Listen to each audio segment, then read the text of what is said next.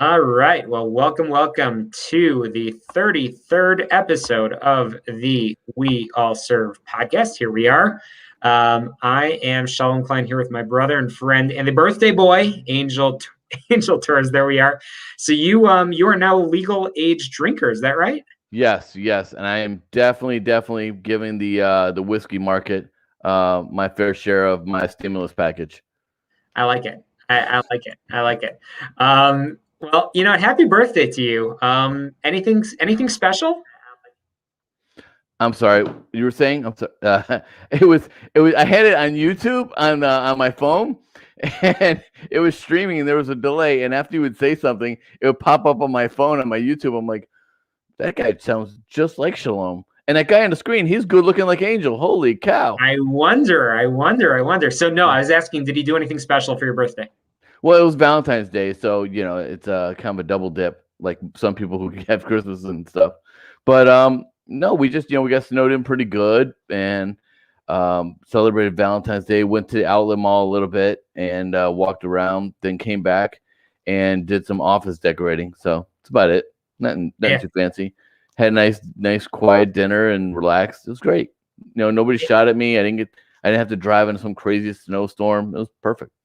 Good deal. Totally good deal. So I'm noticing something new on the wall behind you. Can you tell us a little bit about that? Yeah, I got a new shadow box. It was a birthday gift, and I never had a shadow box before. I had this thing. I'll show you right here.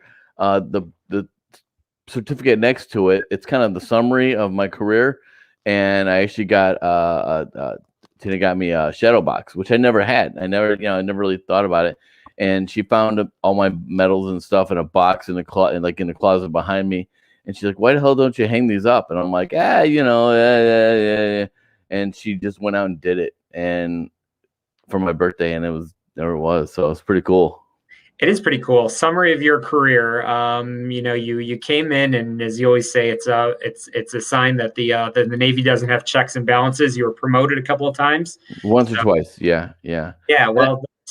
I ordered myself a birthday gift. I ordered these T-shirts that I got from a veteran-owned business, and it says, if you can see it says Pirate Hunter, and that's what we used to tribute to the Visiboard Search and Seizure teams.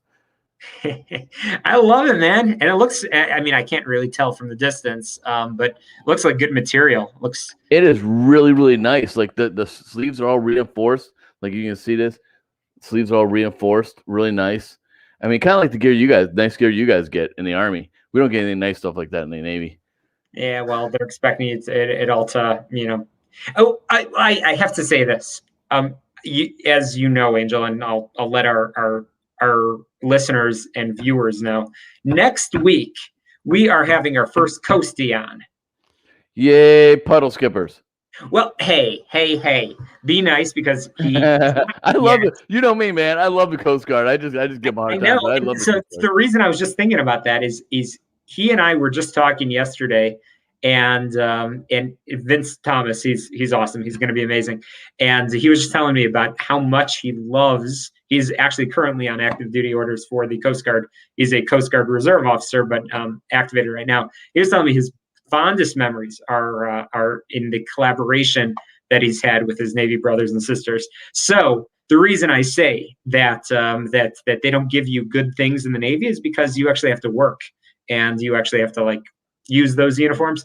We just do it like, hey, it's just whatever. It's we wear it and it's gotta look cool. You don't aim to look cool. You honestly don't look very cool at all. So no. Hey. No, the opposite of the lacking of cool. I think that's the actual definition. Absolutely. Unless you're like some SEAL or something like that, or EOD or Special Forces, those guys are cool. They come with the sunglasses. I think you get your Trident, and then they give you your sunglasses, and then you go run and gun and do cool stuff. I like it. So I want to bring in our guests, but I do have to speaking of Special Forces.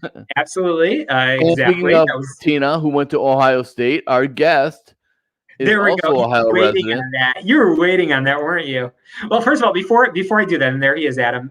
So before we go there, I did want to say that if you are just listening to this conversation, make sure you're getting on YouTube, clicking subscribe, getting on Facebook. We stream these conversations, and if you are just watching, you should be getting on your favorite podcast app, clicking subscribe, rate, review, and share. It makes it easier for people, veterans or all of those that serve, to learn more from the amazing conversations we have, including with our guest on the 33rd episode of the We All Serve podcast. I'm absolutely thrilled to be joined today by Adam Carr, who has over 12 years of service in the United States Army. He is a former Special Forces Green Beret who has hunted al-Qaeda operatives, developed intelligence networks, conducted diplomatic relations, and briefed ambassadors and generals on geopolitical environments. In 2006, he earned his Bachelor of Arts in Security and Intelligence from The Ohio State University, and spent the next 8 years... You had to throw in the "the" part. You had to put "the" in there. I did. He spent the next 8 years deploying to Asia, including Operation Enduring Freedom, the Philippines, and Operation Enduring Freedom, Afghanistan. Adam's passion comes from a deep-rooted desire to serve others. So today we are going to talk about a couple of amazing organizations that Adam, and I have to give a shout out to Jake Clark, who was my initial connection to Adam, because they're doing amazing, amazing things. And I was actually scheduled, Adam, twice. I probably would have met you in person twice, but actually ended up, due to where I'm at right now, having to postpone that. But Adam, I know you have been profoundly affected over the loss of teammates, mentors, close friends, suicide, and that has inspired a lot of your over 20 years of leadership management experience, and your work in working with students, you're working with veterans. And I know you and I were just talking offline with Angel about your wonderful family, Tara, and 3 children, Noah, Jonah, and Nora, that live in Dublin, Ohio. So Adam, welcome to the program. Thanks. It's really glad to be here, and I appreciate you having me on, Scott and Angel. Thanks for the kind intro. I speak at stages all over the country, and so I give them a really long, robust intro like that. And then the first words that come out of my mouth as I hop off the stage to join the audience and maybe touch in a pre-COVID environment one of the audience members' hands as I say, but what they didn't tell you is that I used to have an addiction to porn. And what they didn't tell you is about the depression and about the grief and the loss of teammates to suicide. And what they didn't tell you is about this and that. And I just really go into what's real about me, because all that's great and sunshine and rainbows, but you want to talk about connecting with an audience. It's all about being vulnerable. It's all about authenticity. So I look forward to sharing that with the audience tonight. And hopefully some of what I have to say and share leaves everybody touched, moved, and inspired tonight. That's so profound that you say that about the vulnerability piece, because last week I had the opportunity to be on another show, and they asked me, what does it mean to be human? What does it mean to be have humanity? And the first thing I said was to be vulnerable. It's like nobody wants to connect with the guy that sits on his ivory tower with all his degrees and all his sacks of money and knows everything. They want to know the guy that had to go through the trenches with them and made the mistakes and been vulnerable and open, because that's the only way, to me, that's the only way you can truly connect with someone in a very authentic way. 100%. Yeah. And that's what we're wired for as human beings, is connection. And like, what's the key to a big missing for a lot of us veterans when we get out of service? It's community. Like, we were used to being part of a fraternal organization where we had community with our brothers and sisters. And I mean, if you take community and break that word apart in itself, it's common humanity, right? And what does it mean to be human? Really is to connect with people and to be vulnerable and be authentic. And that's really, what the way that we preach to live, and the way that we really embody ourselves off of is being vulnerable and reaching out to people and forming these communities after service. I couldn't agree more. And I tell people, besides the part about being vulnerable, the only thing that can really connect people like that is blackmail. You got some videotape on somebody, man, you're gonna connect with them really good. When will the politicians ever learn? I've briefly looked into that life, and I'm thinking, how can people not know that all eyes are on them when you run for public office, and just the mistakes continue to be made, and I can't make sense of it. Complacency, that's it. They forget. And I think in the beginning they know and they remember, and then they get away with one thing, then another thing, then another thing. No one ever decides to go ahead and just take bribes outright, or start hanging out in the porn districts in Chinatown. It's like little bitty pieces of moving your ethic line down the road, and that happens to everybody. I mean, sometimes you have to take a line, put a line in the sand and say, I will not cross, pull the Gandalf, you shall not pass. Yeah, it comes down to not just being disciplined, but living your life a little differently and being a statesman, have you will, if you're a male at least, and really what we believe that embodies is being true to yourself. Again, being authentic and being somebody that is a leader that steps up to inspire others and leads by example, both for their family, their community, their professional life, and sneaking around and doing things behind people's backs or taking a cut of money. I mean, that's not what a statesman looks like. And I watched a great movie called The First President, and it's about George Washington, and it just talks about him being the original statesman. And it takes somebody like that to say, hey, I know you guys would elect me a third, fourth, fifth time, but I'm, what I need to do and what's right for this country is to step down and let somebody step up and lead. Yeah. What was the main, because I considered that lifestyle as well. And when I came to Chicago, and until I realized what politics was like in Chicago, and there were some good players in there, but Chicago, that's all I can say. But what was the thing that made you kind of go, I can be more effective in other channels and other ways and use my talents for betterment of my community in the sector and the passions that you're driving? What was the catalyst for that? Or the catalyst, I guess. Well, some of it was, I know I wanted to serve. That was a big missing for me, was serving others when I got out of the service. And I'll kind of go into my story here in a little while. But also, like any military family out there or first responder family, there was sacrifice to be had. And my wife stepped into some big shoes, and she was managing all the bills, and she was running the household. And I was deployed 10 months out of every year. And our family kept growing with more and more children. And as I kept going further down that rabbit hole, I mean, you think SF is addictive, being in special forces. It's that when you get into a community like that, there are so many opportunities out there that a lot of my friends went off and did, and they went there and they conquered that, and they went off to other special mission units and everything else. And there were some aspirations I had there, but when I got out, it was really about reconnecting with my family, still finding a way to serve. And politics for me right now in my life, I'm 37 years old. It's just not the right time frame. I have little kids at home. They're involved in travel sports and all that stuff. And that's a huge commitment. Like, you can get in the spotlight if you're going to do a United States Senate run, if you're going to do a United States Congress run. You want to talk about deployments. You're spending a lot of your time in Washington, D.C. And, and then the other half of the time maybe in your district. And then, every few years you have to get back in that campaign cycle and you're on the road. And that's just not good timing right now. There's other ways for me to serve, and leading this nonprofit that saves lives, and leading a company that I'm building right now that is also saving lives in the corporate world and with schools. That's kind of my mission, and I'm really focused on that. Talk to us about that. And Shalom, I'm just going to roll if that's okay. Talk to us about that company. And I'm curious how you did a brief stint of classwork at Stanford, and that's an incredible university also. And how that helped you or connected you or provided you any resources to really pursue what you really love to do. For sure. So I had a pretty big gap in education. I mean, I joined and went to school, from 2002 to 2006. Like Scott said, from the Ohio State, right?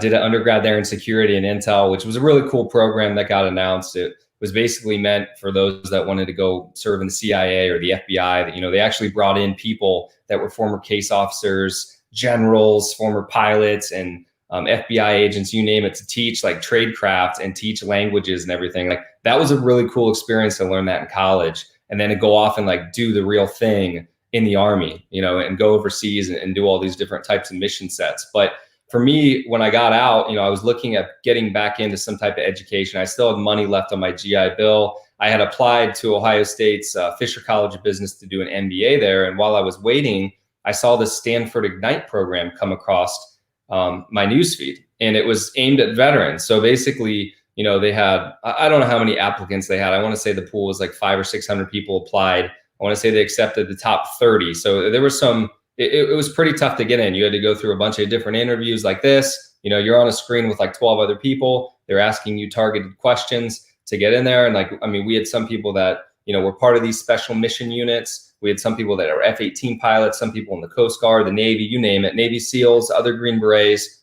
all kinds of backgrounds that were in this interview process. I ended up getting selected and went out to Stanford for about a month. And the whole focus is on entrepreneurial studies. It's on kind of an MBA crash course. So, you're learning from MBA instructors from the GSB out there at Stanford, which is great because you're getting a part of that network. Like, you're becoming a Stanford alum, at least of the Ignite program. So you get in that Stanford network, which is a pretty tight-knit community. They plugged us into Sand Hill, which, if you know anything about angel investing, right? Sand Hill is the place to be. Sequoia Capital, all these other VC firms that really seed, a lot of what you've seen today, Facebook, Snap, all that. And we got a chance to visit companies like Google. We got a chance to connect with Tesla, with Oculus, with Facebook. We went to the Facebook headquarters and got to meet a bunch of folks there.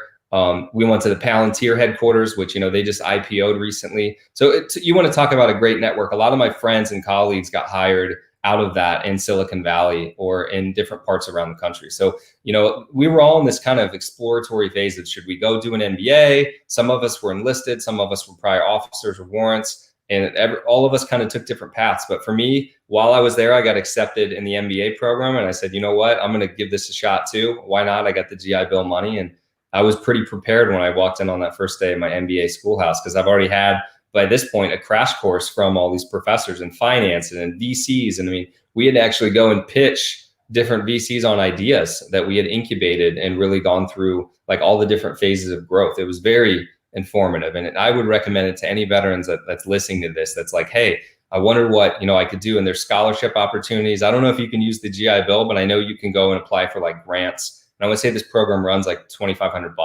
So it's worth its weight in gold. You get to stay in the dorm there, and meals are provided. So there's some definitely great amenities involved in that.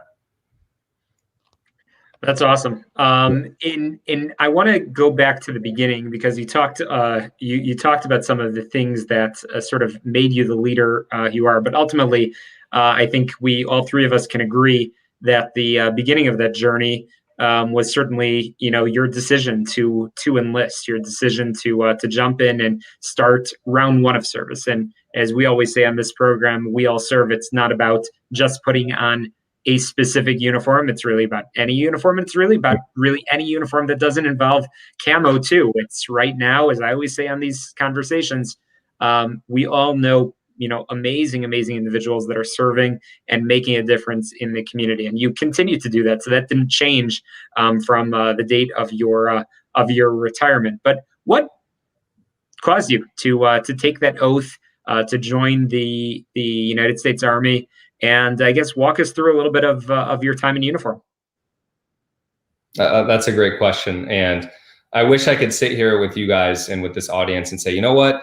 The towers fell, and I was this hard-charging 18-year-old that just was ready to go out and kick butt and take names. But truth be told, I was a high school student who ripped his hip flexor, who had a scholarship to a major university in our state, and I lost my scholarship, and I didn't have anywhere else to turn. So I found myself in a National Guard office, kind of walking in there, not knowing what was going on, knowing that I had just watched the towers fall my senior year. Were you limping in with your hip flexor all jacked up? Yeah. Will you take me? Yeah.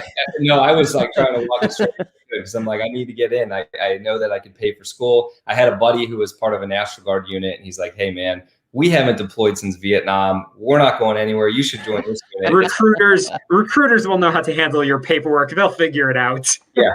And so I meet with this recruiter. The recruiter's like, you're going to do this job that's all about computers. And again, mind you, this is 2002. So like computers were still kind of fresh. Everything was exploding at the time. We were just getting off of, I think we were all probably on MySpace at that time, right? So this was still the incubation period for what we have seen as explosion of IT. But they're like, you should go into this job. So I signed up for the job. It's a 31 uniform at the time, which has since been transferred over to 25U. And it's a signal system support specialist. Well, I get to training and get through basic training and everything. Get down to Fort Gordon, and they're like, you are a radio operator essentially. Augusta, Georgia. Yeah. You'll be the first one shot on the field because they want to sever communications, with with these guys that are dropping bombs and all that stuff. And I said, great. What has my buddy got me into? And then I'm on this payphone call, because this is when we had to get calling cards, right? This is before the cell phone. Oh my God! And, yeah, yeah. I'm talking to my buddy, and I can't believe how much money I used to spend on these. It was like $1 a minute, right? Crazy. Yeah. But he goes, hey man, I got bad news, dude. I know I convinced you to join this unit, and I know you're in a job that they told you was one thing and is another, but we also got orders and we're getting deployed to the Middle East. So it was just kind of like the hat trick at this point. And I ended up missing that rotation. They ended up going to Kuwait. They were like an in-processing unit or out-processing for different units that were going back and forth. But Congressman Stivers, so I don't know if you're familiar with the political system. He just made Major General, but he was my first commander. He was a lieutenant colonel at the time. And now he's still in. He's a United States sitting congressman, and he's a Major General. And I was just on a call with him this past Saturday. I'm also in this Pat J. T-Berry Leadership Institute. It's basically an institute to develop potential, political leaders or folks that just want to get involved potentially in politics. And it was cool to see him and see how much he's grown too since that time. From lieutenant colonel to major general, quite the leap. Absolutely. Wow. Absolutely. Yeah. Wow. What a crazy, and I guess you caught the bug because you continued to, you stayed in beyond your first contract. Yeah, but that still doesn't tell me how the hell you end up being a Green Beret. Oh, yeah. So, how do you get from being a signals dude in Fort Gordon out to running and gunning and stuff? That's a totally different career track. It is. And here's a conversation I'll never forget. And anybody that's thinking about joining, I hope that this resonates with you. I sat down as I out-processed from my active duty time, right? Because you go on orders to go through your basic and your AIT, and then you go back to your National Guard unit. So you get your DD-214. So I go to leave that temporary portion of active duty. And as we're out-processing, there's this gentleman, and I think he's a CW. Is it the 4-year mark? No, I'm talking about as I'm leaving AIT. So I'm through the first 9 months getting ready to go to the National Guard. Because when you're in the National Guard, you're a state entity. You're no longer a federal. Oh, right. Okay, thank you. Thank you for for that. to become a weekend warrior, the 1 weekend a month, 2 weeks a year thing. Yeah. And there's this CW5 sits down with 8 of us that were part of this class. It was a pretty small class. Were you guys in awe? You guys like, oh yeah, I'm like, who is this dude? And, we're not worthy. To me, and he's an old dude, right? And now I'm getting into that zone where my kids think I'm an old dude. But he talks to us and he says, hey, I just want you to know, a lot of you are in the Guard. You're going back to your units. You're in the reserves. You think this is temporary. And I want to tell you, I thought the same thing 30 years ago when I sat down.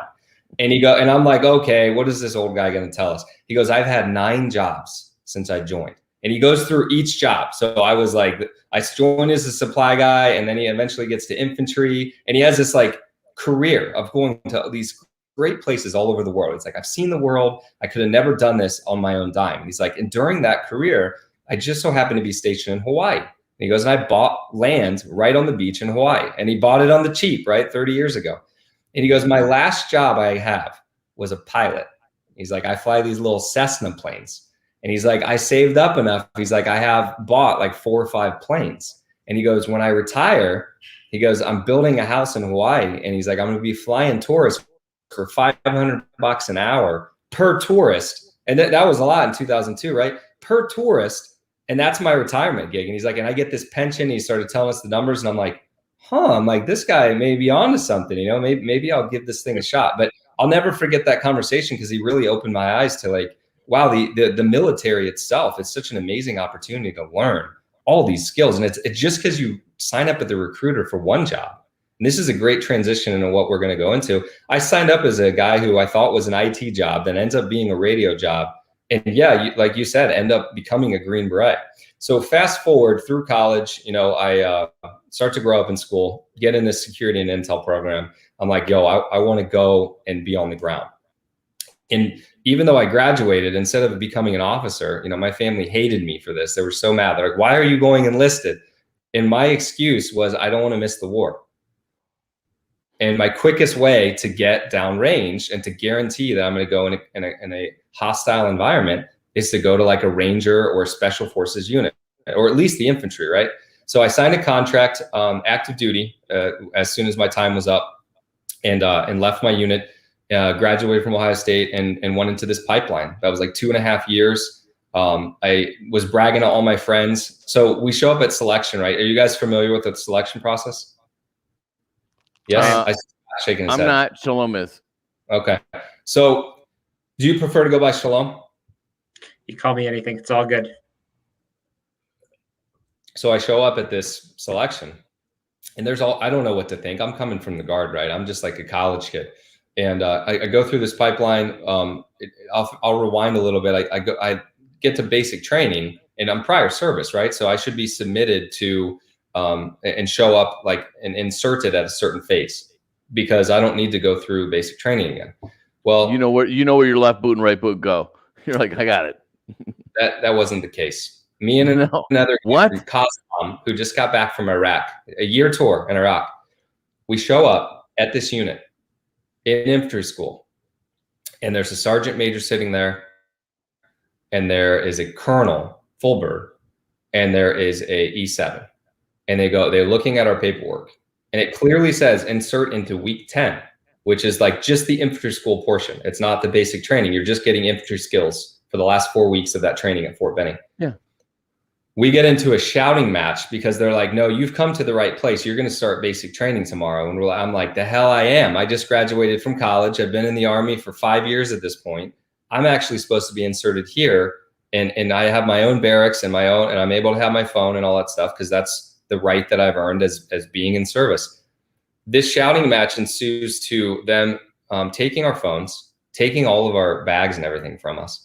And this is the time when Iraq was ramping up, right? 2007 was a very heavy time to like just get infantry guys downrange because of like the heightened increase and the VBIDs and all of the different infantry. Yeah, so why wouldn't they fast track you and just put you on week 10? That would just make sense to me. There's some ego there, right? So these guys put us out and there was overflow. So we didn't stay in the traditional barracks where you would have brick and mortar. They had extra like those trailers that they had rented with generators. So we were staying out off-site in these trailers, and all of these drill sergeants that were there at the time, none of them had a unit patch underneath their flag. They were all National Guardsmen. None of them had been to combat yet.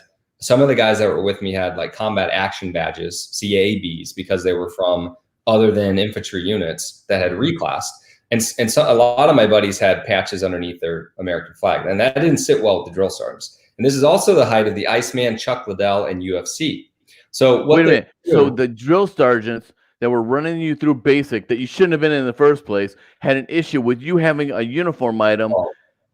I didn't have anything under my flag, right? Because I missed that Kuwait tour. But the guys I were with, they were they were amped up because what's a drill sergeant's role, right? They are the authority at that moment in time. So to know that they didn't have anything underneath their flag and that these guys did, there was already an ego check in place. Because like the guys that had been to combat are like, don't talk to me that way. You know what I mean? And these guys were like, you're going to listen to what I have to say because I'm a drill sergeant. So they put us in red face, through 14 weeks of infantry school, go through the gas chamber. Hey, you guys are going to go through 4 times. We're going to set an example for you, which that was fun. I can remember, trying to get access to my phone and being like, I'm going to leave. Like, I can't do this again. This is ridiculous. Like, this is humiliating, yada, yada, yada. They would make everybody though band their arms together, so we would lock our arms together, and because UFC was so big, bare knuckle boxing was a big thing. So they would just pick 2 random people as you form this circle, like this impenetrable circle, and they would say you and you fight, and they would just bring people together, and it would be Fight Club, and this was a nightly thing in the barracks for 14 weeks, right? So come week 10, all of the prior service guys that are supposed to be there on orders show up. And like me and a couple of the other guys that got wronged, that had to go through basic again, are sitting there still on bunks in the main bay, getting our stuff flipped over every day. And we're looking at these prior service guys like, you got to be kidding me, that are showing up. And there's enough of them to like bond together that like the drill sergeants don't treat them badly. But that was like my initial experience into active duty, kind of like a baptism by fire. Terrible, terrible experience, but hardened me for sure for the Q course. So get to the Q course, show up. There's all these hard dudes everywhere. Everybody's talking a big game. I'm from the 101st Airborne. I'm from the 82nd. I'm coming from Ranger Battalion. I got 4 deployments under my belt, all these different things, right? And I'm like, I'm a National Guardsman who went to Ohio State, but you know what? I'm not going to quit. So the guys that would talk the biggest game in Special Forces selection, the end of the day, like when you show up, and I can't give too much away because there's a lot of books out there you can read and stuff like that, but basically there's no structure. You just get instructions on a board. There's no structure. And guys that are regimented and like structure, it don't work so well for them, because you got to be able to think outside of the box, which is a really overused term, but you have to be flexible. Guys would quit. Guys would, pack up their bags. And some of the biggest dudes that look like John Rambo himself, their bags would be packed. And like that added fuel to my fire, because I'm like, these guys are just talking the biggest game, and they can't even hang around for the first 2, 3, 4 days. So 400 quickly dwindles to 300 people, which quickly dwindles to like 200 people. And we get to the end and we got 100 people. And out of the 100 people that are left out of this original 400, when you get through the 24 days, I think it's 14 maybe, or 21 days, I'm not sure now. But when you would dwindle you down, there would just be sets of numbers that correspond with your uniform. And you would have a set here and a set there. And they'd said, go find your number on the pole. Go find it. And you'd find it, and you're looking at the other dudes. You're like, I wonder if he made it. Maybe I didn't. Like, am I in the wrong group? And then they just take you to separate areas. And eventually, obviously, you're going to find out, did you make it or you didn't? And as soon as we found out that we made it, the very first things that came out of the instructor's mouths were, you guys ain't shit. Yeah. And, they really went into it. You got 2 years of a pipeline to go. You haven't done anything yet. And, the attrition continued after that. But I start bragging on my friends. I'm like, listen, I was a communications guy, so I'm clearly going to be an 18 Echo. I got a high GT score, all these great things. And I picked Russian, and they ask you to prioritize your languages. So I just put Russian, because I'm like, I'm going to 10th group. I'm going to be skiing. I'm either going to be in Stuttgart or I'm going to be in Colorado.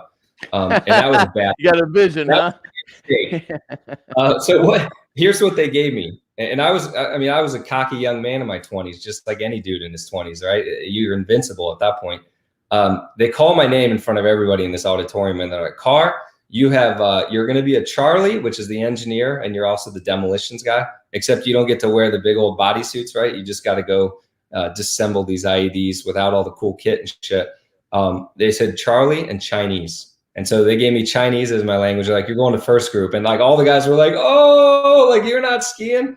And then we come to Mandarin. Find out, we come to find out after my wife had been house hunting in Washington, for like the whole Q course, like 2 weeks out, they're like, Carr, you got orders to Okinawa. You guys are going to Japan. You're going to go to 1-1, which is the forward deployed battalion. And those of you that don't know a lot about special forces, we have 2 forward deployed battalions. We have one out in Okinawa that's actually falls into the PACOM general. So it falls under a different Hawaii.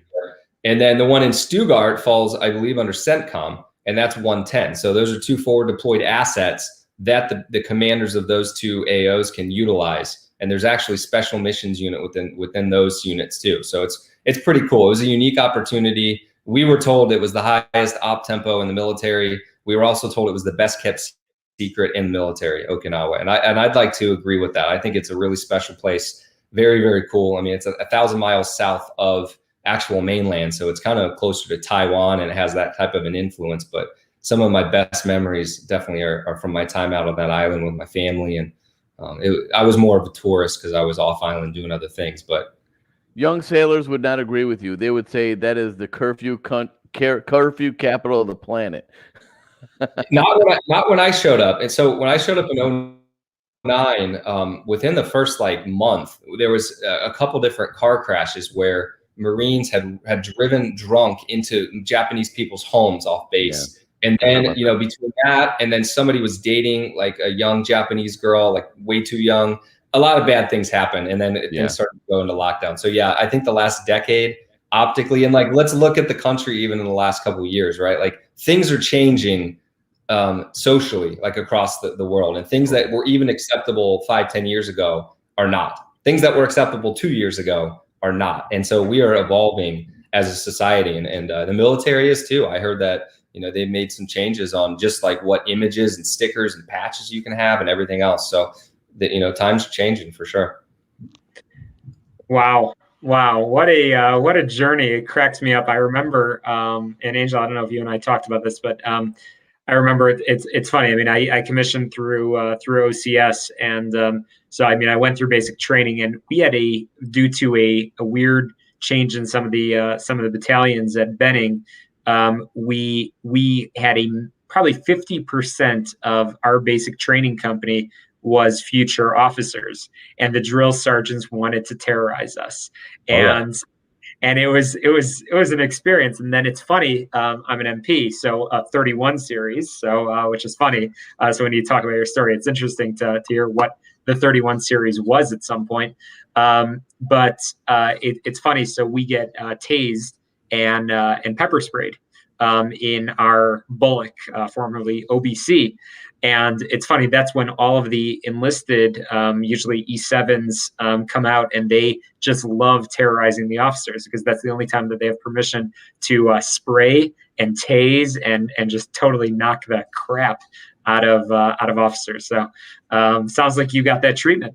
Yeah, that shows you what you don't want to experience, which is, and they took us to Griffin Group to do that, which is like a really cool contracted organization in like the Florida area that basically puts you in all these scenarios and puts the pepper spray in your eye and tases you and everything else. And you better believe we had some pretty funny GoPro videos from all that too. Absolutely. You see those on YouTube. So, totally. I know I have some of my videos. It's good. So Adam, moving forward in your journey, and I can hear your stories for days. That really, as I said earlier, that was only the beginning. That formed a part of you, but I know that you talked already, just even in the very first minute or two that we brought you in. You talked about some of the challenges that you have had, and I know that you are, and I say this term not lightly, but you are privileged to hear and to help those that have similar experiences. I know through the programs that you were running in Ohio as well as in California, you are changing lives quite literally. And the name of the organization is called Save a Warrior. And I am grateful for Rachel Jorish, who actually introduced me to Jake Clark back probably over a year ago, where I first heard about your incredible work.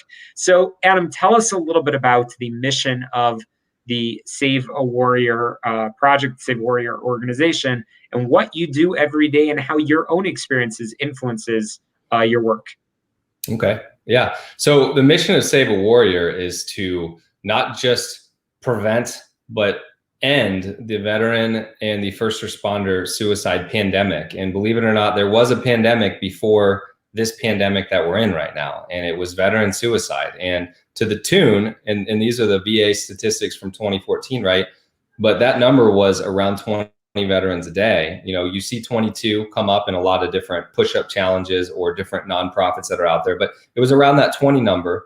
A lot of estimates out there have that number a lot higher, because they're indicating if somebody commits suicide that it's either there's a note or there's proof that it was suicide. It may not be something that was done by drugs or alcohol or some type of other accident. So our mission and goal is to bring people home. And there was a documentary called The War Comes Home that CNN did, where we were the feature of that documentary. It was by Soledad O'Brien. And I think that's a really befitting title, The War Comes Home, because so often it does with a lot of our brothers and sisters. And that part to integrate back into society can be really tough, to get connected with community. A lot of what we've seen happens when folks get out is that they lose that community and they isolate. And this is a really tough time right now with COVID. You want to talk about being isolated. I mean, we're seeing spikes in domestic violence. We're seeing spikes in mental health crises, spikes in suicide, certainly. But our mission since day one has been able to put a dent in the world and put a dent in that. And by what we've done is we've created these intensive integrative models where it started as a 5-day experience. We've been able to shrink it down to this 80-hour experience, time on target, where somebody comes in, most of which come to us like this, last stop on the block. I've tried treatment. I've tried psychotherapy. I've tried cognitive behavioral therapy. I've tried, you name it, right? I've been on the drugs with different mental health practitioners, and none of these are working. So I find myself here, and I got a date circled where I've already tried it. We have people with fresh stitches that have tried cutting their neck, a month prior, people that have been inpatient for a year. So last house on the block. And what ends up happening in that time frame, in an 80-hour period, is enough to wake someone up, walk them back to that original crime scene of where the trauma occurred in their life. And we don't look at something as post-traumatic stress disorder at Stable Warrior. We take that D out, that a whole identified patient. Like you have post-traumatic stress. And post-traumatic stress is a perfectly normal response to a really effed up situation. And if you take any civilian that thinks they're better than you, or that thinks that something's wrong with you, and you put them in that same scenario, send them down range, have them get, splattered by one of their friends from an IED, have them have to pull the trigger on a child that's digging an IED or taking that shot, they're going to have a very similar trauma response, right? What we found, though, is we looked where nobody else was looking in this country. And we looked at something called the ACE survey. So if you're familiar with adverse childhood experiences, we looked at that. And that's something that a lot of social workers will look at to find out what's in their life, right? Well, it's a 10-part questionnaire. KaiserPermanente came up with this study, right? But what they ended up figuring out is, the higher the uptick on the score, and the questions are like, at any time prior to your 18th birthday, did this happen to you? Did you live with an alcoholic? Did somebody attempt suicide in the house? Were you molested? I mean, there's some pretty intense questions on there. The higher the uptick on the score, the higher the correlation is that you will attempt suicide at some point in your life. Mm-hmm. And if you get above a 4, you get a 10-fold increase. If you get above a 6 on this score, it's a 50-fold increase that you will try to kill yourself at some point in your life. This is prior to 18. This is prior to serving our country. Now, this is big data point, right? Most of the folks that come and see us, the average score at Stable Warriors is 6. So put that into perspective. There was already serious trauma prior to even going overseas, prior to even serving our country. So you then go down range and you see traumatic things happen, or you have these things happen, and now you have a formula. Builds and builds. Yeah. And you have on what's already there. That's right. And so we really take complex post-traumatic stress. We break it down into 2 things. We have post-traumatic stress, which a lot of times is occurring in childhood. And then you have an ontological insecurity happens in childhood as the brain is forming, because the brain doesn't fully form till we're 25 years old. The prefrontal cortex, it doesn't come online, which is our executive decision-making function. When you have that kind of trauma at the subcortical level, it can cause a whole slew of problems later in life, whether it's with trust, it's with relationships with other people, it's just with decision-making in general. And then you couple that with going to the military, and that's why you see a lot of issues. And think about it. They give us a good conduct medal. Think about that for a second. Really, we get a medal in the military just for behaving. You don't think that they may have an idea of who's coming into that applicant pool at the recruiting station? If you really, when I get one of those, it's going to be a big day. I'm going to celebrate that stuff. Yeah. So it's just interesting taking a look at ACE scores and being able to know, hey, this is something that we need to focus on. So part of what happens in our program is we dial it back all the way back to that origin of trauma that happened a long time ago. We process that trauma. We complete what needs to get complete, whether somebody's alive or dead. Completion's a big piece to what we do. We have a ceremony for the dead, so we get to the unmourned grief. A lot of what has us stuck as veterans and first responders is we don't get to the grief. We push that out, right? And we don't get to this place where we can truly grieve when we lose a brother, when we lose a sister. I don't know about you, but I was always next mission go, green light go. And so when I lost, you compartmentalize everything. Yeah, I said, put it in a box. We'll get to it later. Put it in a box. We'll get to it later. I'll deal with it later, because guess what? Yeah. The mission goes on. And how many of you listening right now on this podcast had to, possibly pick up limbs of your brothers and sisters and put them in a truck? And guess what? The next morning you're out operating. Like, you don't have time to slow down and deal with that. And the worst nightmare for any of us is to be put on a desk, is to be taken out of the fight. I mean, we want to be part of the action. We want to be part of what's going on. And so there's that underlying fear is like, hey, if I go and talk to somebody about something I'm dealing with, they're going to put me on a desk. They're going to send me to the psych unit or something. And I think that narrative is finally, changing. And that's my hope, is that continues to change, because it needs to be acceptable for people to go and talk to somebody. Like, this is a normal human response. Like, we all are human beings at the end of the day when we take off this uniform. Your desk analogy was perfect, and I think that it also applies to people that are transitioning after a career. And I know that when I was transitioning, it's funny. I was like, dude, you can't run from it anymore. You can't make excuses and put it on a shelf and put it in a box. You got to deal with it, or it's going to deal with you. And like, you're watching a Cheerios commercial, and all of a sudden you start crying. You're like, what the hell is happening right now? The puppies are so cute. Why am I bawling? You know, it's the craziest thing. And I joke about it because it's a defense mechanism. I have to. But the one thing, and your point about the DoD and the military and all the healthcare professionals are approaching this problem completely wrong, because you're using a flatline starting point, the active duty start date. Bullshit. This whole thing started way before that. And when you start acknowledging that and saying we're all not created equal, we all came in with different things, then you can start to address the issue. And I think that's fantastic. And as part of being vulnerable, I want to ask you, when you have these thoughts, it's a very dark place and it's hard to get out of. And it's like you start thinking things like the world would be better without me. I don't make a difference. And you could be on top of the world. You could be making million, like, I talk about Chester Bennington or some one of those guys. All the men in the world, all the fans and everything. You get in this depressed state and you can't see outside this tunnel. And I want to know if you've ever felt where you were inside that tunnel so deep and you needed a hand, and what that looked like.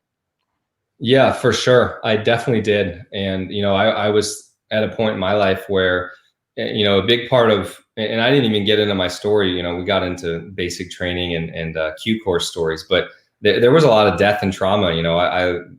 When I say baptized by fire, the first news I got after coming out of Robin Sage, which is a place where we go dark for 6 weeks, was two things. My uncle, who was a really close uncle to me, and always looked forward to seeing him at holidays, and he was cherished and beloved by the family. This is the midst of the financial crisis, and he paid up his life insurance policy to the day and went and stepped in front of a train and killed himself. And one of my mentors in the Q course that same week bit the bullet and hit an IED and got killed. And he was on his last tour. So it was like 2 deaths right away. Get out to Okinawa, get really tight with the guy, become best friends with him. A couple years later, bury him because he gets hit in the neck with an AK round, which, one of the hardest things in my life was have to go bury my teammate who and stand in his bedroom while his mother is standing there weeping. And we're all just trying to hold it together as we get ready to go on our own 9-month rotation. And then losing another teammate of mine. And this is an ODA. It's an operational detachment alpha. It's 12 men. You're a family. You're a very small, tight-knit group of men. And 2 of my brothers died. Another one got in some trouble, and his best thinking, instead of calling us, was to go hang himself. And like that hit the team hard. So, between other things that happened downrange that I won't even get into, but, that's the Temple of Mars over there, man. And anyone that's been downrange, you have your fair share of stories and trauma to go with that. But, losing friends, losing family members, getting out. And then that first service I had in 2002, I got really tight with this guy, good looking guy, the kind of guy that all the dudes want to be, all the girls want to be around, Wisconsin National Guardsman. Would have never thought he would have done anything. I go to reach out to him and he killed himself on my birthday. And I was like, man, like, not only am I having a hard time, like, I don't even feel like I have anybody to talk to, but like all my friends are killing themselves. Like, what is going on? So, I find myself talking to a therapist for the first time in my life. The only medicine I ever took in the Army was ibuprofen, 800 milligram and cough drops, right? But they're giving vitamin M. They're giving me medicine to go to sleep, right? Ambien. They're giving me medicine to stay awake. Hey, why don't you try Adderall? Why don't we put you on dextroamphetamine, which is really just meth with a chemical compound change. I mean, it's same properties, right? Let's put you on this. Let's put you on that. And lo and behold, the number one side effect of all of these different medicines they were giving me was may cause suicidal thoughts. Imagine that. May cause suicidal thoughts, number one side effect. So I find myself with a 9mm loaded in a bag of pills and a bottle of Jack Daniels on the internet. And I told my wife, this is like right when Facebook came out. And you want to talk about feeling inauthentic. Like I was out, I was telling people things were great. It's great to be out of service. I'm so happy to be home and stuff. And I was dying inside, Angel. I was dying, man. It felt like somebody stabbed me in the chest because I was having to hold it all in. I couldn't share with anybody. I didn't want to burden anyone. I was like, man, I don't know what's going on here. And maybe I peaked. And they wouldn't get it even if you did tell them. Yeah. I said, maybe I peaked. I was 32 when I got out, and running and gunning, and life will never be like that again. I will never, no matter what corporate job, like you said, no matter how much money I make, it will never replicate the realness of that experience of being in service, being about the mission, being about the men. It'll never get that good again. So what is there left? Like, that's crazy thoughts, right? There's a lot left in life. There's the ability to pay it forward and to serve other people in different ways. And that's one of the most powerful things I've learned is getting outside of my own negative thoughts and that downward spiral, what you spoke to. We call it a vicious circle at Save a Warrior, and you can get trapped in it. Anybody can. The best men and women can get trapped. The best, right? And Ivy League brothers, tons of money, great family, great kids. Doesn't matter. Doesn't matter. Yeah, my commander, I was in a joint Navy SEAL Green Beret SOTF in Uruzgan province in 2012. And I'm out living in a mud hut, right? And the commander comes to visit, Lieutenant Commander Joe Price. Navy SEAL commander, good looking dude, had everything going for him. Started a pistol a couple days before Christmas. He was the commander of our entire SOTF. This was a guy, I think, that was over in DevGru, had all the accolades. And Tier 1 operator, yeah. For whatever reason, that's right. So nobody's immune from this. You could be having the best days and years of your life, and then this catches up to you. So, my message to anyone out there listening is like, you're not alone if you're feeling this. And there is a powerful solution. And part of that solution is getting to grief, getting to that unmourned grief. Part of it is having some type of daily practice, like mindfulness, right? It's so important. It doesn't have to be you sitting Indian style and chanting like a monk all day. You can do a simple breathing technique, whether it be Wim Hof breathing with an ice bath. You can do warrior meditation, which is something we teach in our program that we've patented, so we can give it away for free to anybody. We don't want to charge. There are some meditative different seminars out there. They'll charge you $2,000 to go learn a meditation and a saying. And like, we're not about that. We're like, hey, we want to give it away for free. Like, this is a great practice to have in your life. And what meditation does, right, is it takes you from a reacting mode. Like, you're going to react to every little thing. Somebody cuts you off, kid spills milk, you might be running your house like a drill sergeant. You might be having problems at home in your marriage, and it just gets you to slow down and respond. And that difference between reaction and response can be all the difference in the world between a really good dude going to prison or a really good dude having a really good life, because that's how quick it happens for us. You can snap in an instant and you can lift your hand or your fist and you can make a decision that you can't take back, or you could say something you can't take back, right, to your kids. So, meditation's key. That's one of the foundational pieces. Obviously, I think working out, really important. That's part of doing that PT. It's part of getting up every day. You're getting that endorphins, which is really, really important for the longevity for us. So I think that's so important. Eating right. I mean, a lot of this stuff's implied, but a lot of us just don't do it, right? I think one big piece that kind of, I haven't met you before today, so if anybody thinks we have, this is not scripted at all. But the one thing that kind of resonates with between what I'm hearing you say and me, my journey, was I went to a therapist they have the Road Home program here in Illinois. It's a phenomenal program. Huge fan. And they have an inpatient stuff. I didn't go through that. But one thing that the therapist told me was, she says, you heal yourself by helping others. People ask, why are you doing, you're this and you're involved in this and veterans, you're doing this and this and this, and you're all over the place. Why are you doing it? I'm like, because it makes me feel better. Because I'm not chasing or running from my stuff. I'm helping people and with my journey, and that makes me feel better, and it kind of puts me in a better place consistently. And I think a lot of that seems to resonate with your story with me, and I'm like, okay, he gets it. We get it. You have to give it away. That's the secret. You have to give it away. Yeah.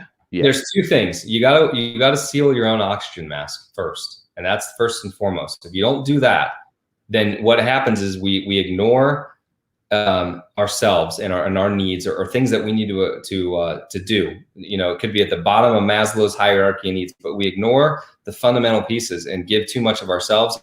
If we overextend, that can contribute to that downward spiral. But if we get a nice seal on that oxygen mask, get to the healthy grief, because it is okay to grieve. It is okay to cry, because guess what? The way to sadness is through tears. And, you know, as warriors, we carry the sadness for this country so they don't have to. Like, that's what we signed up for, is to carry the sadness. But we can do it, the mature mood of the warrior, we can do it in such a way that we can grieve healthily and we can still have a really rich and fulfilling life. And how we do that after we get the oxygen mask on is by service to others. You know, and there's a saying out there that's so frequently used, right? And it's like, I don't care how much you have or what you've accomplished. What I care about is how you treat other people, right? And that's really the key, right? Because I'm on LinkedIn, I'm active, so are you, Shalom, so are you, Angel. And you see like all these different accomplishments and accolades and this and that. And there's this always searching, you know, and David Brooks writes about this, New York Times bestselling author, in a book called The Second Mountain. But you know, you're on that first mountain that you're ascending, and you're just searching for accolades, and you're searching for the next thing, and you're searching for the next. And lo and behold, if you're lucky, maybe tragedy strikes, or you hit rock bottom, or something happens that reprioritizes your life, and you're like, wait a second, I was chasing this never-ending thing. It was like the little— I was chasing the wrong thing. That's right. It was the carrot in front of the donkey, right? And I was never going to get it. Yeah. Because what getting it is about giving it away. Like, that's the key. And if somebody's on this and they're like in a philanthropic stage in their life, like, you can do so much. Even if you're not, you can go and just volunteer your time or services. But there are so many different ways to give back just in your community. If you get active and just get outside of that own vicious circle and outside of your head, there are ways to step up and give back and make an impact. And, you know, I'm honored and I am privileged. You're right, Shalom. I consider myself very fortunate to be involved in this, and fortunate that somehow I got to be that lucky sperm that connected with an egg here in the US, and I got to grow up a United States citizen. Like, man, I hit the lottery, and I don't take that for granted. That's right. And Adam, I mean, I have to say, I didn't want to interrupt, but there have been 32 comments as of right now that have come in. This conversation is resonating with so many. Wonderful. And I thank you for your service in uniform, for your continued service, and for all that you're doing. And Angel and I have not spoken about this, but I can tell you that we've never done this before, but we have to have you back to continue this conversation. I'd love to. And it's critical, and you're literally saving lives. And I was brought up with really a lesson that when you save one life, it's as if you've saved the entire world. So I can tell you that you have saved so many worlds. And I'm fortunate to, this is the first time you and I are meeting on camera, but I'm fortunate to have watched the work that you guys are doing. And I know this hits home for so many, because as you said, when we started this conversation, your screening process really shows that there are so many people that even pre-combat, pre-enlisting, that people come in with all these. And I've been through your screening process. I've heard those questions. I've seen it in action. And I can tell you that you know, if there is something anything that resonates with anybody tuning in, first of all, I have to say, where I'm going to put up on the screen right now before I forget, I want to put up the website for the Save a Warrior organization. I want to encourage and actually beg, I'll use that word, beg our listeners, you know, make a donation, because literally that donation will be used to save a life. So, I mean, Adam, we've covered a lot of ground. We've never done that. We've never canvassed for donations before, but this is serious.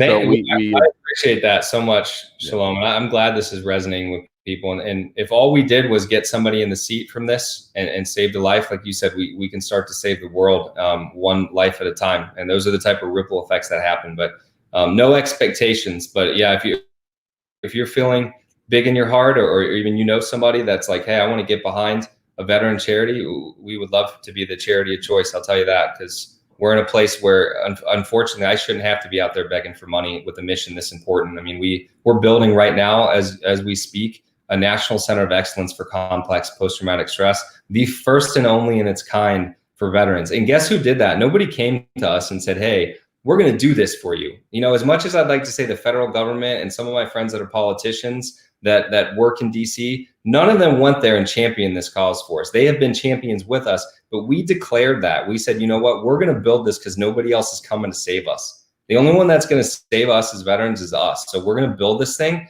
no matter what it takes. And the DAV, that resonated with them. And that's one of the big four organizations, right? And they're over 100 years old now. And they said, you know what? We consider ourselves to be the best veteran service organization in the country. They really are. They really are.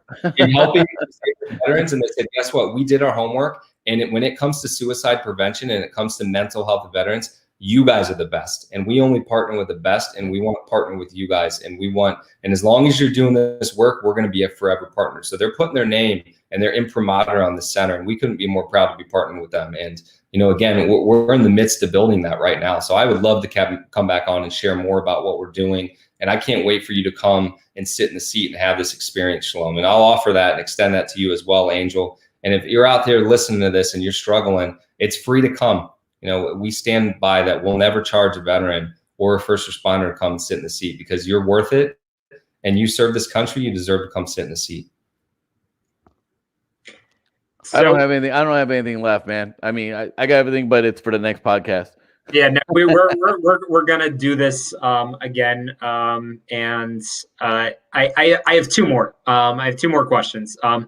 First, actually came from one of our listeners. Okay. Who asked the question, actually going back to some of your stories, and there's all of this. I know it's all part of the journey, but it's interesting because it's almost two sets of service that sort of have merged together. So during your Green Beret time, and you talked about some of your funny stories. I'm sure it wasn't funny at the time of going through basic training second time, but then moving onward into your Green Beret status, what were some of the most comical experiences that you may have had, most comical missions that you might be free or clear to talk about? Oh, okay.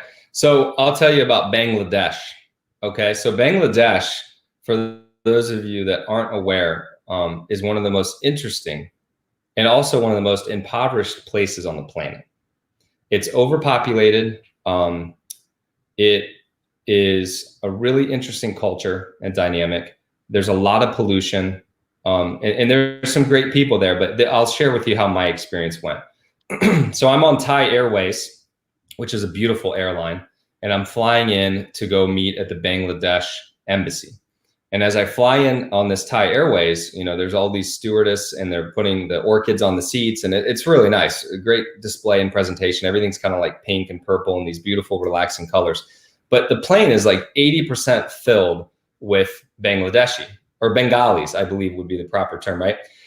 And my buddy that's with me, he's a warrant, and he said, just wait. He goes, you're going to see some things that you've never seen. And I said, oh, indulge me. He said, just wait for it. He's like, all I'm going to say is 2 words, rat race. And so I say, all right. And I watch, I kid you not, 15 minutes before we land. The plane is now descending. Passengers, please take your seat. The entire plane erupts in what looks like a stock market frenzy. And that language, right? Bengali, I believe, would be the language. And everyone's screaming. They're grabbing bags. And they're grabbing all these bags, and they're pushing each other. And the stewardess, bless their heart, or the flight attendants, they're trying to get them to sit down. Everyone's fighting as if their life depends on something. There's a race going on, and we're just sitting there looking around. So we land at the airport, we get on the conveyor belt, and we have our Pelican cases, right? So we're in civilian clothes. We might as well flown in a military uniform. Everybody knows who we are, right? We got the cool Pelican cases. We have the cool sunglasses on, and pretty much all a Caucasian group of guys in their 20s, 30s, and 40s that have no business being in Bangladesh. On the conveyor belt is nothing but trash bags with like as much duct tape as you can imagine wrapped around them. So there's no luggage. It's just trash bags. And I have no idea how people are knowing whose trash bag is whose, because people are fighting and pushing, and they're just grabbing trash bags, which are full of their clothing, and a variety of other things. So I go into the restroom. I said, I got to go take a pee. All of the toilets and sink fixtures are ripped out of the wall, and there are people standing on top of the toilets squatting. And there's no stall seats. So I'm just looking like, okay, this is going to be the start of the experience. So we get outside of the airport, and there are people that are holding on to bars, and they're shaking the bars as if they're trying to get inside of the airport. And thousands of people, unlike anything I've ever seen. And there's no traffic lights there. There's a few people directing service. and there's a lot of welded vehicles together that are in variety of colors, like something out of Mad Max, quite literally. And so we got into probably 6 or 7 car crashes on the way to the Pizza Hut. Now, we were all hungry. So we said, is there any place here that serves anything that's safe for us to eat? And we're in, at this point, we flew into Dhaka, right? So they take us to Pizza Hut. I guess Pizza Hut is the 4-star restaurant of this city. They're like, you want to go where the rich people dine, you go to Pizza Hut. We go in there. It looks like there's some well-to-do folks in there, very clean wardrobe and everything. We get a bunch of pizza boxes and we get out to the van, which is like a 15-passenger white van. And there are people that are just smashing their faces against the windows. And it's really sad, right? Because there's a bunch of children. If you've seen Slumdog Millionaire, there's beggar pimps there, right? So they maim children. They'll poke an eye out. They'll cut a limb off. And they'll send these kids that are disabled or maimed to go beg for money. So we were told right from the start, do not give any money away because you're contributing to this beggar pimp society that's out there. So, I'm learning all this dynamic on the go. And this is like within 10 days of showing up on the island, like first mission. This isn't Columbus, Ohio. We get to about 2 hours outside of Dhaka, and we're in like what looks like rice paddies. It looks like something from a Vietnamese film. And we show up at our barracks. There's monkeys. It's like something out of an Indiana Jones movie, really. There's monkeys. There's a variety of dishes. We go in a room and we see something behind our bunk that's crawling about the size of a hand, and it's a tarantula. So we finished eating the pizza, and we walk over and we smash this tarantula with a pizza box. And that was the start of day 1 of our experience in Bangladesh. Wow. Yeah. And what a way to start a special forces career, but incredible people, very hardworking, really interesting culture though. A lot of the factories are there. I think like Banana Republic, North Face. So you'll see all these people that they don't have any shoes. They're very impoverished, but they're wearing pastel colored like structure shirts or Banana Republic and like pink or yellow shirts and khakis, but no shoes. And there's no work for anybody. And it's pretty typical for, children to be playing on a train tracks that gets used every day. I mean, it's one of those eye-opening experiences that, again, when you say the word privilege, I could have been born in that country and raised in that country and not had the life that I have. So I really count my blessings, and I try to not be a jerk to other people when I look at what we all have, especially even my own kids on like Christmas. I try to just slow down and say, you know what, perspective, right? Everybody only knows what they know. I've just been, my eyes have been opened up and my horizons have been broadened, but I try to always, bleed that off into people I know that are maybe complaining about whatever's going on in life. And you better believe that shows up in Save a Warrior too. It's like, guys, we've been here, or women, because we serve both men and women. We've been to these places. Like we know how good we have it, right? We need to get outside of our own head and work through our stuff here this week, get to the bottom of it and make a declaration for our lives, and that's part of Save a Warrior too. You got to declare something. You'll do it too, Shalom. They don't call it those men didn't sign that Declaration of Independence. It's not an agreement of independence. It was a declaration that they made. And what was that? They basically put their pen on that paperwork, and like that was a death sentence. Because when the British got that, they're like, we're killing everybody on this if we can get our hands on them, right? You got to step into a declaration, and that's what we do. Part of the work we do at Save a Warrior as you head out into the world. Wow. So my final question, and what a conversation we've had, is just talking about the vision. So I mean, we have your website up there on the screen, and as we said, we encourage everybody to step up and get involved. And veterans that have some of those that have been commenting and messaging me throughout this conversation, encourage you, get in touch to get your seat. But also, if this message resonated, learn more and share it with a brother, share it with a sister, share it with a friend. But I know you're building a world-class center, and I know that you are involved in some other big plans too. So briefly, can you tell us a little bit about that?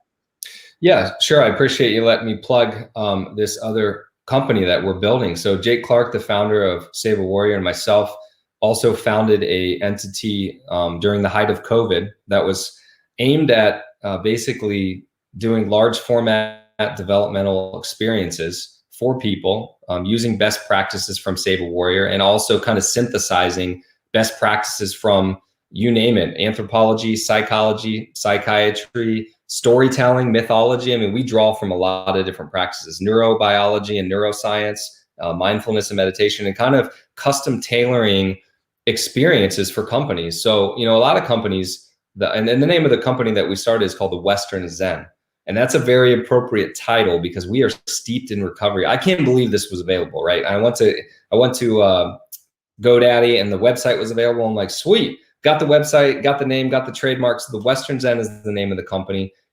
Beautiful Enzo circle is our logo. I'm just getting ready to put out the website that I designed, and we're in the final touches of putting this thing out. But this company is aimed at doing custom made experiences, very novel, essential, disruptive experiences for companies that are looking, instead of laying off your bottom 20%, we'll work with the bottom 20% and turn them into your top 20. And that's an ironclad guarantee. And I don't know about you, it costs a lot of money to lay somebody off and then go through training and rehire somebody else. And you got to get on ZipRecruiter. Why not see if those people maybe just aren't intrinsically getting filled the way they need to? Because it's tough being a manager, it's tough being a leader, and sometimes it takes an outside entity to come in and to kind of change the culture from within.